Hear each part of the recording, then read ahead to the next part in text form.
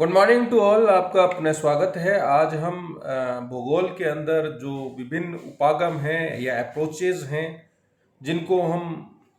विषय को पढ़ने में, समझने में, या एक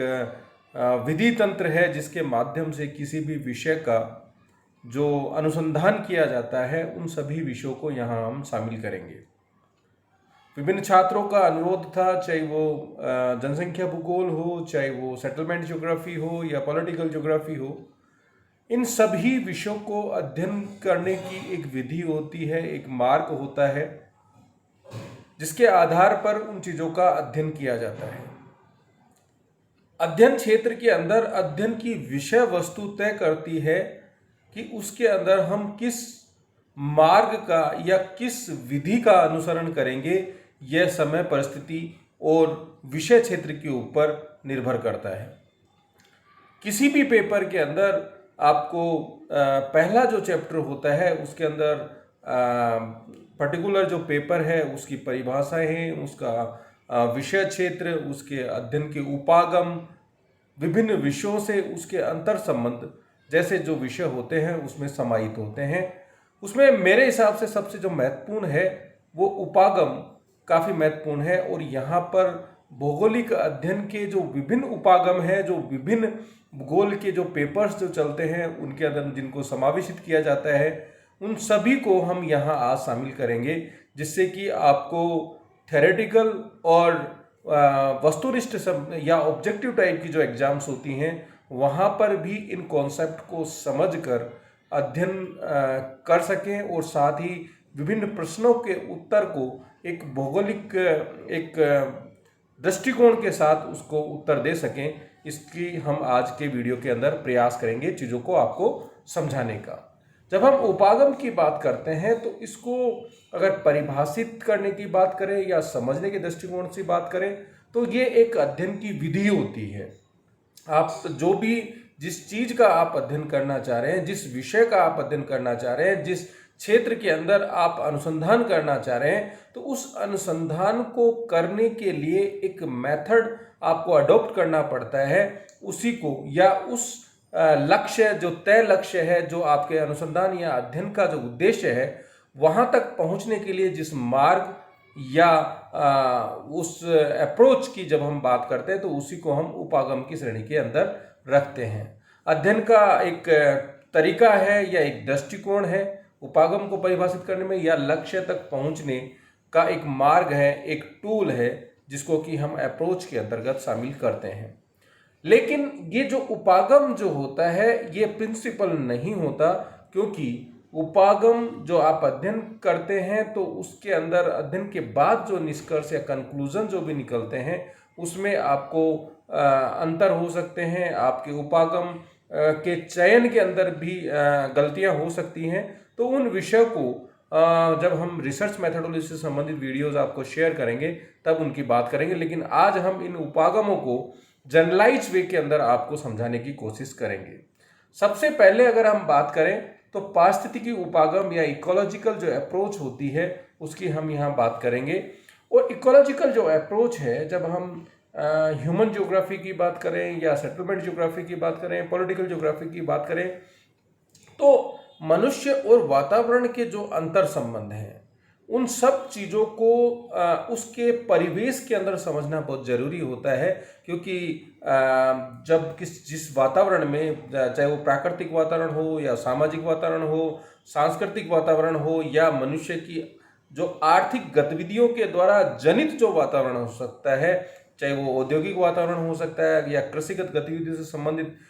कृषि से जुड़ा हुआ वातावरण हो सकता है, तो उन सब चीज़ों को यहाँ पर हम ध्यान रखते हैं। लेकिन इस अप्रोच को समझने के लिए जब हम मनुष्य और वातावरण के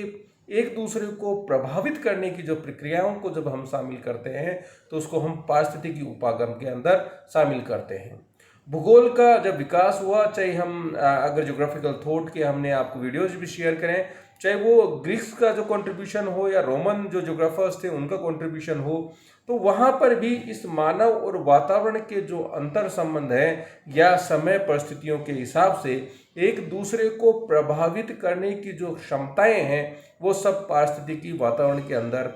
शामिल होती हैं।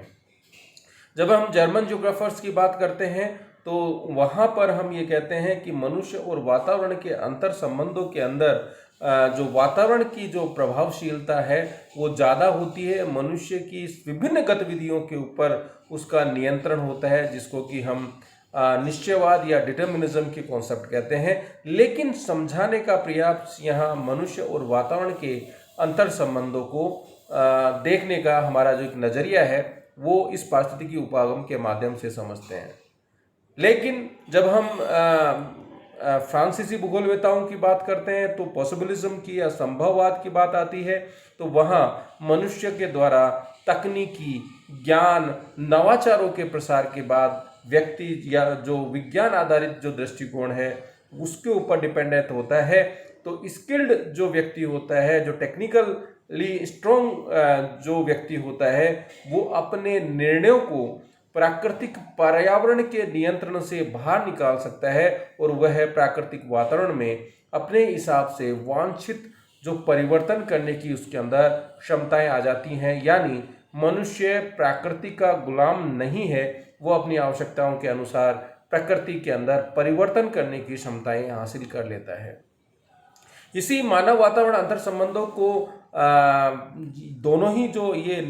डिटर्मिनिज्म हो या पॉसिबिलिज्म यानी निश्चयवाद या संभववाद की जो अवधारणाएं हैं, दोनों अतिरेक की श्रेणी में आती हैं। और इसी के अतिरेक को दूर करने के लिए जब टेलर ने न्यू डिटर्मिनिज्म की बात की थी तो उन्होंने कहा था कि मनुष्य और वातावरण दोनों के अंदर एक संतुलन की स्थितियां देखने को मिलती हैं। यानी मनुष्य के ऊपर पर्यावरण का नियंत्रण होता है, साथ ही मनुष्य भी अपने ज्ञान और कौशल से उस प्राकृतिक वातावरण में परिवर्तन करने की एक सीमित जो क्षमता होती है उसको वो हासिल कर लेता है।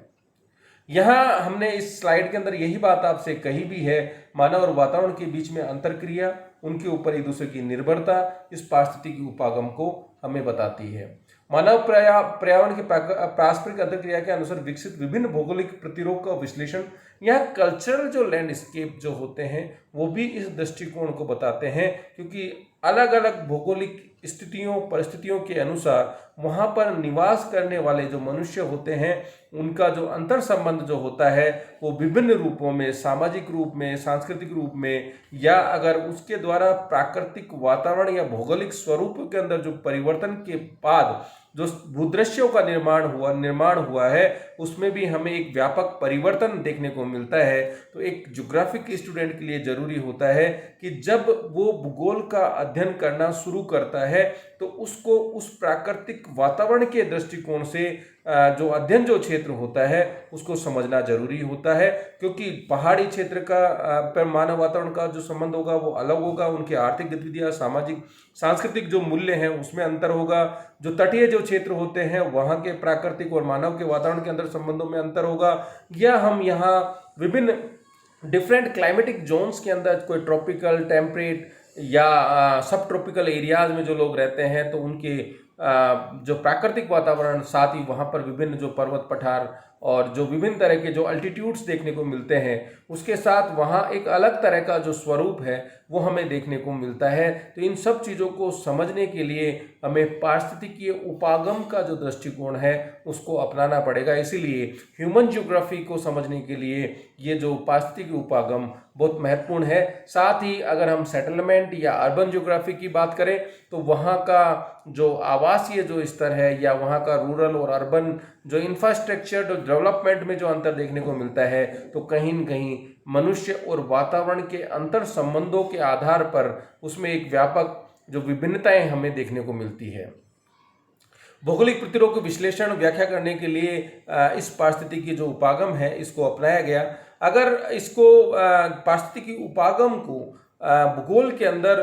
या ये कहें कि विशेषकर ह्यूमन ज्योग्राफी के पॉइंट ऑफ व्यू से हम बात करें तो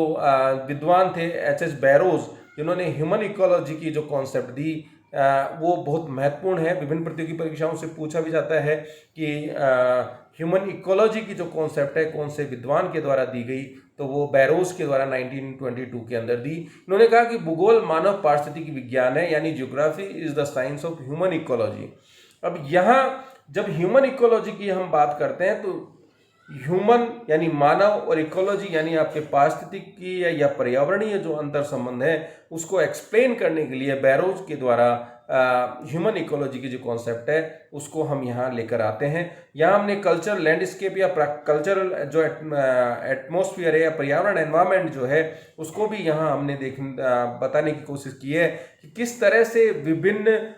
विकास के स्तर, विभिन्न पर्यावरणीय दशाओं, विभिन्न भौगोलिक उच्चावचों के अंदर विभिन्नता के कारण विभिन्न क्षेत्रों के अंदर विभिन्न प्रकार का जो कल्चरल जो एनवायरनमेंट है वो डेवलप होता है, कल्चरल जो लैंडस्केप्स हैं उनका डेवलपमेंट होता है। इस पारिस्थितिकी उपागम के माध्यम से इस तरह से मनुष्य और वातावरण के पारिस्थितिकी को, उनके पारस्परिक अंतर संबंधों को, एक दूसरे के प्रभावित करने की क्षमताओं को इस उपागम के माध्यम से हम समझ सकते हैं। दूसरा जो उपागम है जिसकी आज हम बात कर रहे हैं वो है स्पेशियल अप्रोच या क्षेत्रीय या स्थानिक उपागम। ये फील्ड स्टडी के माध्यम से कहें या हम ये जो एक जब कंपैरेटिव स्टडी हम करते हैं, जब हम रीजनल स्टडी जब हम करते हैं, प्रादेशिक अध्ययन करते हैं, तो इसमें क्षेत्रीय या ये स्थानिक जो उपागम है बहुत महत्वपूर्ण होता है, क्योंकि क्षेत्रीय उपागम के अंदर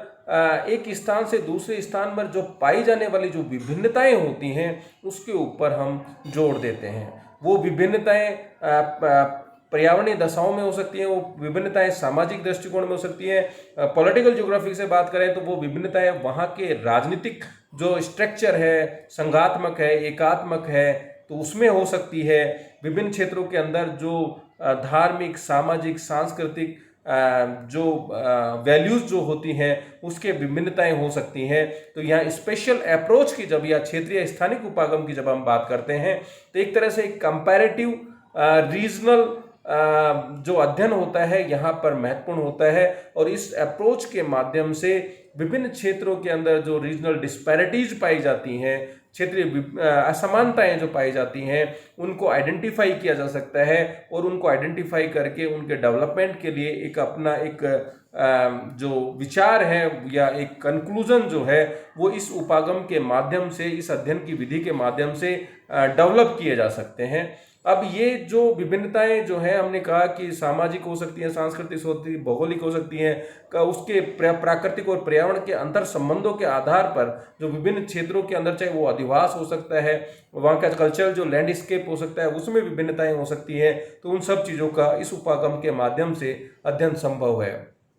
पृथ्वी तल पर चाहे कोई भी स्थान है या क्षेत्र है, यानी प्लेस और स्पेस की बात करें तो उसके प्रवर्तित जो स्वरूप होता है, जिसमें मैंने जैसे कहा कि मानव और वातावरण के संबंधों के अंदर समय के साथ परिवर्तन होते रहते हैं। वो परिवर्तन जो होते हैं वो डेवलपमेंट के साथ भी हो सकते हैं, वो सांस्कृतिक मूल्यों में भी परिवर्तन के साथ हो सकते हैं, वो पर्यावरणीय दशाओं के अंदर परिवर्तन के कारण भी हो सकते हैं। तो उनका जो एक सिस्टमेटाइज जो स्टडी करते हैं या हम उसका जब क्रमबद्ध अध्ययन करते हैं तो उसी को हम यहाँ पर स्पेशल अप्रोच के अंदर उसको हम शामिल करते हैं। अगर ज्योग्राफिकल डेवलपमेंट में अगर हम बात करें तो हैटनर जो कि एक जर्मन ज्योग्राफर थे, उन्होंने 1905 के अंदर कोरोलॉजिकल साइंस की जो अप्रोच थी उसको, या भूविस्तारीय जो उपाग विज्ञान था उसकी बात लेके आए। उन्होंने साफ कहा कि भूगोल भूतल पर यानी पृथ्वी के धरातल पर प्रादेशिक विभिन्नताओं का विज्ञान है, यानी कि पृथ्वी के धरातल पर विभिन्न क्षेत्रों में पाई जाने वाली जो विभिन्नताएं होती हैं उनका अध्ययन ही भूगोल का केंद्रीय विषय होता है, ऐसा हैटनर ने कहा। इसी तरह का जो विचार थे रिचर्ड हार्टशॉर्न ने भी रखा और इन्होंने कहा कि geography is the science of regional differences on the earth surface, यानी पृथ्वी के धरातल पर विभिन्न क्षेत्रों के अंदर जो विभिन्नताएं या परिवर्तनशील स्वरूप जो हमें देखने को मिलता है वही इस स्पेशल या क्षेत्रीय उपागम का जो है उद्देश्य है। वाइडल डी ब्लास ने भी इसका सपोर्ट किया। इन्होंने भूगोल को स्थानों का विज्ञान कहा कि विभिन्न क्षेत्रों की जो स्पेसिफिक जो विशेषताएं होती हैं जिसके आधार पर हम ये कह सकते हैं कि भूगोल में इस स्पेशल अप्रोच के माध्यम से एक रीजनल डेवलपमेंट या एक प्रदेश या रीजन की जो कॉन्सेप्ट जो है वो उभर के सामने आई। जब हम रीजन की या प्रदेश की बात करते हैं तो एक क्षेत्र जिसमें इस तरह की समांगताएं या विशेषताएं पाई जाती हैं जो उसके समीपवर्ती क्षेत्रों से उसको अलग करती है, उसी को हम प्रदेश की संज्ञा देते हैं। तो ये विभिन्न जो रीजन्स जो होते हैं, प्रदेश में जो विभिन्नताएं पाई जाती हैं, वो विभिन्नताएं चाहे वो पर्यावरण और मानव के संबंधों के आधार पे हो, वो विभिन्नताएं विभिन्न जो भौगोलिक जो उच्चावच है उनके आधार पे हो, या विभिन्न क्षेत्रों के अंदर जो ऐतिहासिक जो डेवलपमेंट होता है उसके कारण जो विभिन्नताएं, चाहे वो राजनीतिक व्यवस्थाओं के अंदर भी हो सकती है, उनके जो कल्चरल जो डेवलपमेंट है वहाँ पर भी हो सकती है। तो इन विभिन्नताओं को अध्ययन करना और इन विभिन्नताओं के अध्ययन के आधार पर जो एक कंक्लूजन निकाला जाता है, निष्कर्ष निकाला जाता है, वो इस क्षेत्रीय स्थानिक उपागम का मूल विषय होता है। वाइडल्ड विलास ने ये जरूर कहा कि भूगोल स्थानों का विज्ञान है, स्थानों में विभिन्नताएं होती हैं। क्षेत्रीय उपागम के अंदर अब यहाँ ये जो क्रमबद्ध और प्रादेशिक विधि दोनों प्रकार के जो तथ्य होते हैं, यानी कि सिस्टमेटिक और रीजनल जो अप्रोच होती है, दोनों का ही एनालिसिस यहाँ पर हम कर सकते हैं, जिसकी बात हम विस्तार से आगे करेंगे। आगे का जो इसमें साथ ही ये जो स्पेशल जो अप्रोच है, स्थानिक जो है, इसके कुछ ज्योग्राफिकल पक्ष भी हैं जिनकी अगर हम बात करें तो ये विभिन्न जो भूगोल के जो पेपर होते हैं, चाहे वो पॉपुलेशन ज्योग्राफी हो या पॉलिटिकल ज्योग्राफी हो या सेटलमेंट ज्योग्राफी हो, वहाँ इवन फिजिकल ज्योग्राफी हो, तो वहाँ पर जो स्पेशल जो अप्रोच है वो बहुत महत्वपूर्ण होती है। यहाँ पे 3 विषयों की अगर हम बात करें, एक डेंसिटी की, एक डिस्पर्शन की और एक पैटर्न की, यानी घनत्व, विक्षेपण और प्रतिरूप की बात करें। जब घनत्व की हम बात करते हैं तो आपको पूर्व के वीडियो के अंदर हमने विभिन्न प्रकार के जो घनत्व होते हैं, चाहे वो न्यूट्रिशन डेंसिटी हो या कायिक जनसंख्या घनत्व हो या जनरल जो घनत्व होता है, जनसंख्या घनत्व हो, तो उसकी बात की हमने। तो उन या आर्थिक घनत्व की अगर हम बात करें तो घनत्व जो है किसी भी क्षेत्र के अंदर जो फैक्ट्स होते हैं, जो तथ्य होते हैं, तो उनकी सघनता को स्पष्ट करता है, या उनकी प्रति इकाई जो बारंबारता होती है उसको स्पष्ट करता है। जैसे हम कहते हैं कि किसी क्षेत्र का जो जनघनत्व 200 व्यक्ति प्रति वर्ग किलोमीटर होता है तो वो उसकी डेंसिटी को दिखाता है। तो डेंसिटी केवल पॉपुलेशन को शो नहीं करती, वे विभिन्न तथ्यों की सघनता को स्पष्ट करते हैं। हमने तब भी कहा था कि वितरण और डेंसिटी की हमने बात की थी, तो केंद्रीकरण की जो प्रवृत्ति होती है वो घनत्व के अंदर निहित होती है। जब हम डिस्पर्शन की बात करते हैं, विक्षेपण की बात करते हैं, तो यहाँ पर किसी तथ्य के वितरण के में उनके मध्य का स्थानिक जो अंतराल होता है, जो दूरी होती है, उसी को उस तथ्य दूरी या तथ्य के विस्तार को विक्षेपण के अंतर्गत शामिल करते हैं। जब हम आवासीय विस्तार की बात करते हैं तो वहाँ पर सघन बस्तियों की बात करते हैं, विरल बस्तियों की बात करते हैं। तो कहीं न कहीं एक डिस्पर्शन या विक्षेपण का जो अप्रोच है उस अध्ययन के अंदर उसके अंदर निहित होती है। जब पैटर्न की बात करते हैं तो पैटर्न जो होता है सामान्यतः ज्योमेट्रिक जो व्यवस्थाओं को दिखाता है। और ये जो प्रतिरूप, जो अगर हम सेटलमेंट ज्योग्राफी की बात करें तो विभिन्न जो आवासों के प्रकार होते हैं, चाहे वो रेखीय प्रकार हो या चाहे वो ताराकार का प्रकार के हो, या मतलब विभिन्न तरह के जो आवासों का एक व्यवस्था जो हमें देखने को मिलती है। इवन हाँ, अगर हम भूगोल फिजिकल ज्योग्राफी की बात करें या भौतिक भूगोल की बात करें तो इसी तरह का ज्योमेट्रिक जो पैटर्न है, जब हम ड्रेनेज पैटर्न की बात करते हैं या अपवा प्रतिरूप की बात करते हैं, तो मुख्य नदी और उनकी सहायक नदियों के मिलने से जो एक ज्योमेट्रिक स्ट्रक्चर या ज्यामितीय विन्यास हमें देखने को मिलता है, तो वो उस प्रतिरूप को दिखाता है। यानी इस प्रतिरूप की जो अवधारणा है या जो भौगोलिक पक्ष है, ये विभिन्न विषयों के अंदर, चाहे वो सेटलमेंट ज्योग्राफी हो, चाहे ह्यूमन ज्योग्राफी हो, चाहे वो पॉपुलेशन ज्योग्राफी हो, चाहे वो फिजिकल ज्योग्राफी हो, वहाँ सभी के अंदर ये निहित होता है। अब जो नेक्स्ट जो अप्रोच है अध्ययन की, वो है बिहेवियरल अप्रोच, आचार परक या व्यवहार परक अप्रोच। ये जो अप्रोच है, अगर हम डेवलपमेंट की बात करें तो 1960s के अंदर के बाद जब एक तरह से जो मात्रात्मक क्रांति आई, और मात्रात्मक क्रांतियों में जो मनुष्य की जो वैल्यूज़ होती हैं, उनके जो आचार विचार होते हैं, उनको प्रॉपर जो उसकी चीज़ों को प्रॉपर ध्यान नहीं दिया गया, तो उन सब चीज़ों को बाद में भूगोल के अंदर एक मानव परक जो अप्रोच है उसको लाया गया। तो सबसे पहले अगर हम बात करें तो के लेविन विद्वान थे, इन्होंने 1951 के अंदर साइकोलॉजिकल स्पेस या मनोवैज्ञानिक क्षेत्र की बात इन्होंने की और उन्होंने कहा कि उन समस्त तथ्यों का प्रयोग है ये जो किसी निश्चित समय पर एक व्यक्ति के व्यवहार को निर्धारित करता है। ये एक साइकोलॉजिकल या मनुष्य के व्यवहार को निर्धारित करने में उस व्यक्ति की तात्कालिक समय परिस्थितियों के अंदर क्या माहौल था, उसके द्वारा लिया गया जो निर्णय जो होता है वो उस आचार परक या व्यवहार परक जो अप्रोच है उसके अंदर शामिल होता है। क्योंकि व्यक्ति का जो व्यवहार है उसके सामाजिक, सांस्कृतिक, पर्यावरणीय जो माहौल होता है उसके द्वारा निर्धारित होता है। जैसे ही उसके अंदर परिवर्तन होते हैं, व्यक्ति के व्यवहार के अंदर भी जो है वो परिवर्तन हमें देखने को मिलता है। तभी जो कई बार जो एक व्यक्ति होता है वो एक पिता के रूप में अपनी पुत्री के लिए उसका बिहेवियर अलग तरह का रहता है और एक पति के रूप में अपनी पत्नी के रूप के लिए उसका जो बिहेवियर जो होता है वो व्यवहार अलग तरह का रहता है। तो ये जो सामाजिक पर्यावरण के आधार पे इस तरह के व्यवहार में परिवर्तन हो सकते हैं या समय परिस्थितियों के अनुसार वैचारिक में परिवर्तन होने के साथ, नवाचारों के प्रसार के साथ, आपके मूल्यों के अंदर परिवर्तन के साथ भी व्यवहार के अंदर जो परिवर्तन की जो स्थितियां हैं वो हमें देखने को मिलती हैं। जब हम यहाँ भौगोलिक उसकी बात करते हैं तो भौगोलिक अध्ययन में मनुष्य की जो इंटरेस्ट जो होता है या उसकी जो नीड्स होती हैं या उसका जो अवेयरनेस या जागरूकता होती है, उसकी अपनी एक कैपेसिटी होती है, कैपेबिलिटी होती है, उसकी अपनी एक स्किल होती है, साथ ही उसका जो एक मेंटल स्टेटस होता है, एक मानसिक स्तर होता है, वो उनको पर्याप्त महत्व दिया जाना चाहिए। इस आचार परक या व्यवहार परक जो उपागम है इस बात के ऊपर जोर देता है। यानी मानवीय जो मूल्य है, मानवीय जो चेतना है वो भौगोलिक अध्ययन के अंदर महत्वपूर्ण होता है। तो एक तरह से हम ये कह सकते हैं जहाँ मात्रात्मक क्रांति के अंदर जहाँ अधिक वस्तुनिष्ठ होने की कोशिश की गई थी या मूल्य रहित होने की बात की गई थी, निर्व्यक्तिक होने की बात की गई थी, तो इन विषयों को ये कहता है कि मनुष्य के जो एक सामाजिक प्राणी है उसके लिए नीति निर्धारण में या उसके द्वारा जो भी नियोजित प्रयास किए जाएं उसमें उस व्यक्ति की तात्कालिक समय परिस्थिति के अनुसार उसके व्यवहार का, उसकी अभिरुचियों का, उसकी आवश्यकताओं के को पर पर्याप्त ध्यान दिया जाना चाहिए। अगर इस विचारधारा के अगर डेवलपमेंट में सबसे बड़ा अगर किसी ने योगदान दिया तो वो विलियम क्रिक ने दिया 1963 के अंदर। और इन्होंने जो एक